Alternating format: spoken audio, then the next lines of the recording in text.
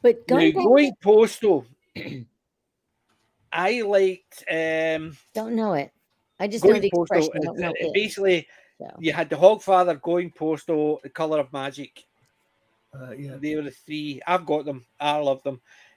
Going postal had oh god, coupling actor. He played Jeff. Richard Cole. Richard Cole. Don't know. I never played don't think I ever saw Moist. coupling. Yeah, he played Moist Font Litwick, and it was good. They basically, obviously, the book was far superior, but considering it was the same idea as The Color of Magic, where they had one of the hobbits, Sam Ganges. Who played Sam? I can picture the guy. My brain switched off. I know you No, mean. he Played Two Flower.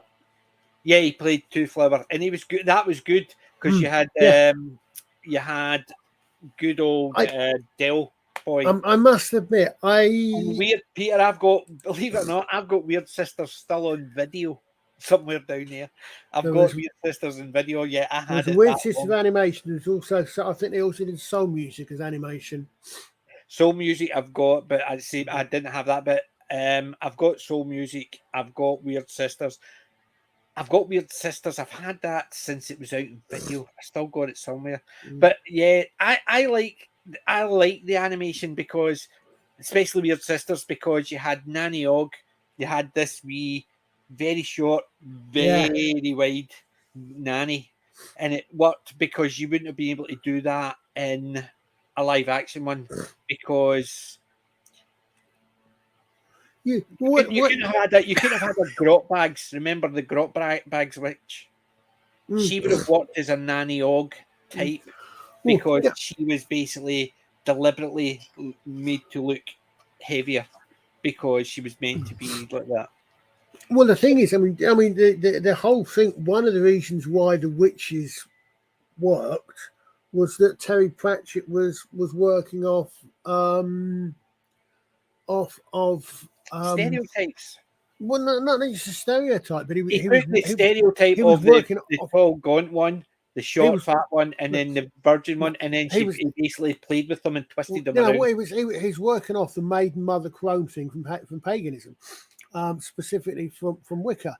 Which amongst other things is why when Magrat gets married, she can no longer be. And she can no longer be a maiden.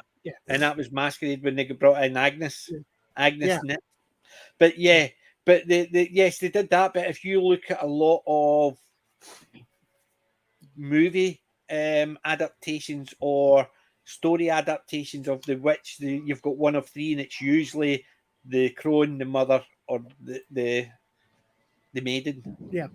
So basically, even though he brought the three of them in because of that, you look at a lot of ones. You've always got your Granny Weatherwax, the crone. Yep. You've got Nanny Og, the mother. Even though she basically everybody was scared of her, even though she was such a nice woman. Oh yeah. Yeah. It was so I mean, when you can come up with a character who has the powers of the anthropomorphization of death, because her father was adopted by death, so she gets death's powers by adoption. Yes, okay. You know you're dealing with someone with a very, very warped and fantastic mind. Good question. I don't think they dare touch him.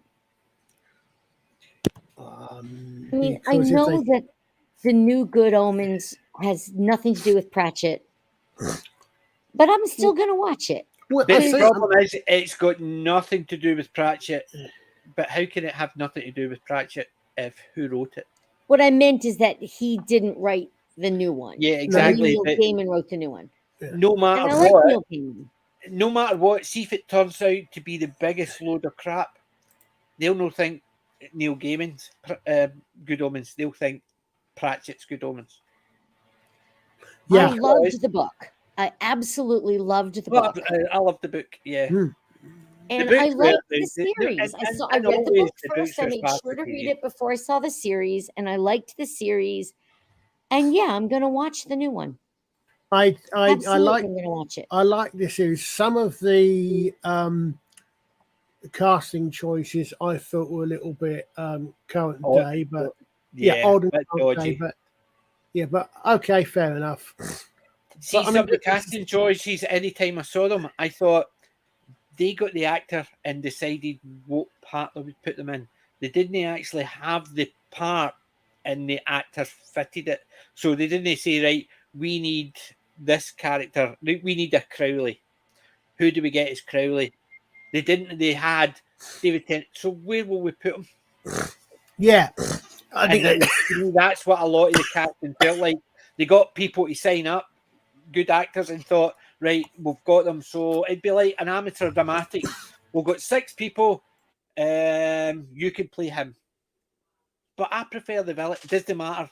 You play him. You play him. You play him. It's not a case of, right, let's hear you reading for each character. Yeah, you're definitely the best one. It's not. It's that's how it felt, as if they'd taken the actor and thought, right, where can we put him in? We'll put him in there because he needs to be one of the 2 main characters. So he has to be there. Not a case of he might have actually been a good back character, and it might have somebody else might have felt it, but because they've got the 2 characters. They've got the 2 actors. They have to fit them into the 2 places. So that's what I felt. I know they made up different characters that weren't in the book. They always do that because sometimes I can understand it because there's sometimes you may have 5 wee characters, one here, one there, and they give something happening. But they don't want to cast 5 different people to do that. So they have one character who pops in and out and does it. So yeah, they sometimes combine characters and make a new character. I can understand it to an extent.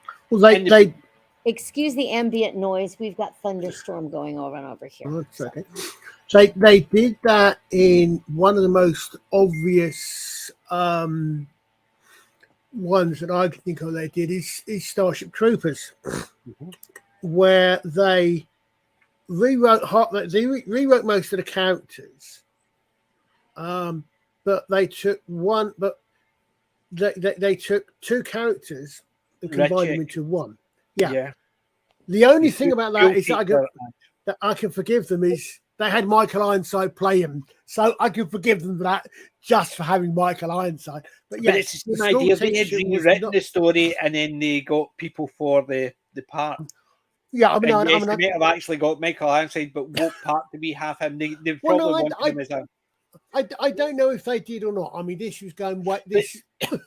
But it may even if you look at it, it feels as if he got the part because it was written for him or whatever. But having characters where you think they've just got an actor, and thought we'll put him in there because he has to be one of the 2 main characters. It doesn't matter if he's the best fit, or he has to be one of the background characters, which is a second tier from the main characters. So he has to fit because you've got a really good character, but he's only got 2 lines. Oh, well, we can't have him because that's a big actor. So he has to up here. He has to have at least 20 lines. So we'll put him in as that character, and it might not work. That's what it felt like. It's almost like a case of the actor. It depends. Sometimes, I mean, do you say, okay, well, who have we got? I mean, if you've got, I think it depends. You can say, I remember when they were doing, I remember seeing the behind the scenes of the reboot of Battlestar Galactica, and I remember them when they were talking about the cast and said who were they going to get to play President Roslin.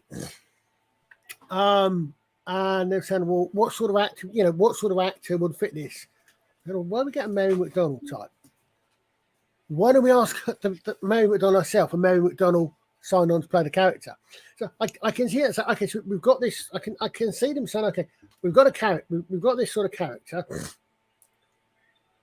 who can we get? Who we want to play it? Okay, well, we got someone signed on.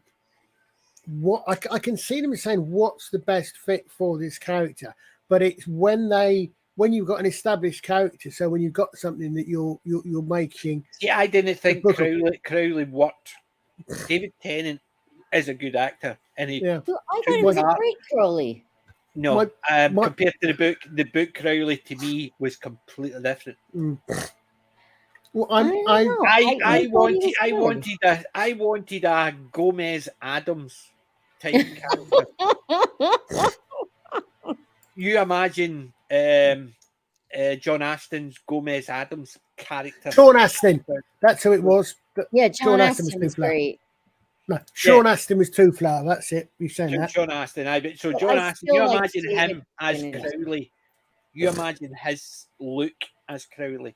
Yeah. I still like David Tennant with the look. I'm not saying David Tennant, but to me, when I look at it, it's a case of they've got the actor and they've made the character look like the actor, whereas the actor needs to look like the character they're playing rather than the opposite. They're changing it to, and that's what I'm saying. I read the book first, and when I saw the movie, the series, I liked David Tennant. I thought he brought a lot of good attributes to the character.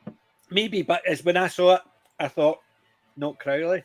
Okay, well, different strokes for different folks. But it's one of those things, because when you're reading it up here, the book tells you about the character, and up here the artwork's going, and it's how you picture it. That's why a lot of the times when somebody will say things like, I really liked it, but so and so, sometimes I think, well, I actually think they're different. But when it came down to it, as long as it was good, and David Tennant was good in it, but to me, it was a case of they had the actor and they had to fit it in. Right. Well, he didn't match your vision of the character. Yes. Yeah. And that's what I'm saying. So basically, who do you think should have played Aziraphale? Say again? Who should have played Aziraphale? Stephen Fry. Really? Ooh, that's an interesting idea. Because he just, when I was reading the book and they were talking about, he just seemed this very, it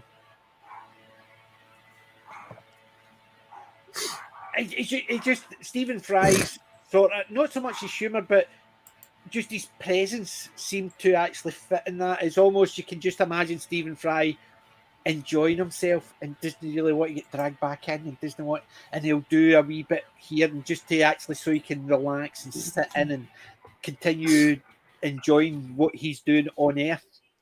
I love Stephen Fry so much.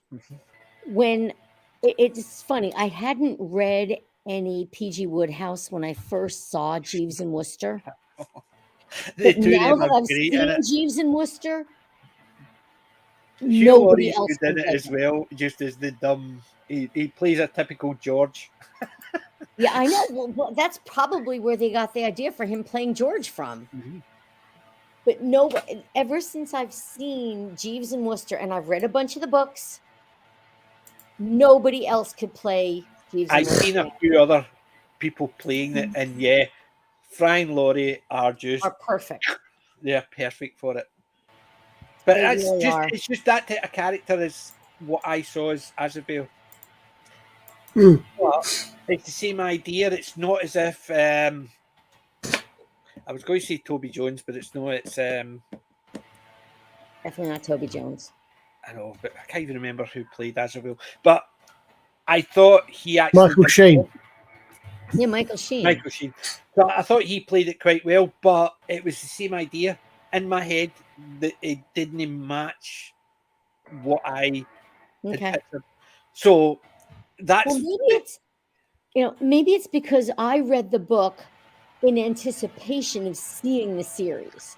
So you already knew who was going to be in it. So I knew who'd been cast. Already pitched her. I mean, I didn't know about John Hamm or Jack Whitehall, any of the minor characters. All I knew was Tennant and Sheen. So when I read the book, I did have Tennant and Sheen in my brain.